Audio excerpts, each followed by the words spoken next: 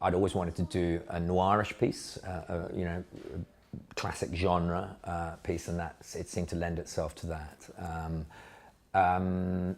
The themes that were in the book of the protagonist, the lead character, played by Tom Riley, of a man who was still suffering the effects of the loss of his parents to a brutal murder 15, 16 years ago. When I got the book, which was quite a long time ago, this project's had quite a long genesis, I just suffered a bereavement myself, and it had been a very brutal time for me, so I was interested in trying to explore grief and how it plays out over a number of years. So that spoke to me. The story was set in London, which I love, and I've lived here most of my life, and I wanted to shoot a series in London as well. And it was a good story as well. You know, it spoke to sort of something in our national psyche as well, about rage and anger and a desire for a fairly brutal justice. So there were a number of things. I mean, it is quite provocative. Yeah. Certainly, are you sort of excited to see how people respond to the nature of the story in terms of the vigilante justice, which is being carried out? Yeah. But of course, it's a crime. Yeah, and you know, I explore that dichotomy all the way through. Is there ever any justification for it? Personally, I feel no, of course not. You know, if you lose the rule of law, then you lose everything.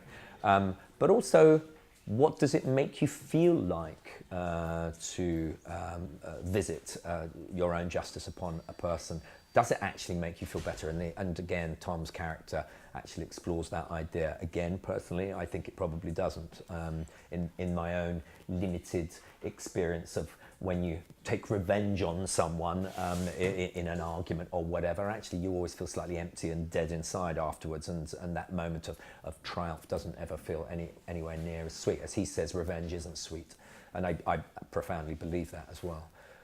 So yeah, it's a provocative idea, particularly at the moment, I think. And with London, I mean, it does look quite a foreboding place. So I think the lightest it ever is in the first episode anyway is when Tom Riley and Miranda Raisin meet in that bar, and it's all sparkly and twinkly. Yeah. The rest of the time, London's pretty muted. Yeah. It's dark. It is dark. I mean, was that something quite glorious? Completely. You revel in that? Absolutely, and even more so in the later episodes. You know, we were finding our style in that, and funnily enough, that scene was a reshoot because I wasn't happy with how it had played out before.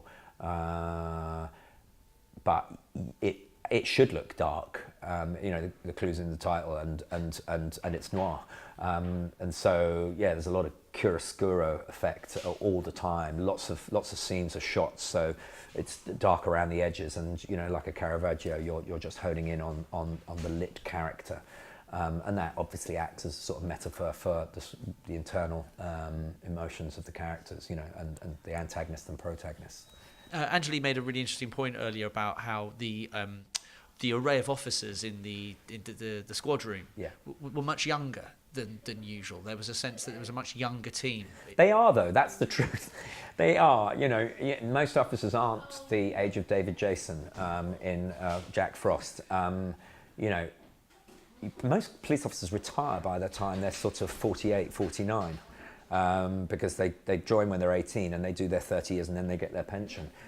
So, you know, quite often they've made sergeant or inspector by the time they're 30, 33, 34, 35. It's really not an unusual age, which means that the detectives below them will be in their late 20s and early 30s. So it's realer, in fact, than I think is often portrayed in detective shows.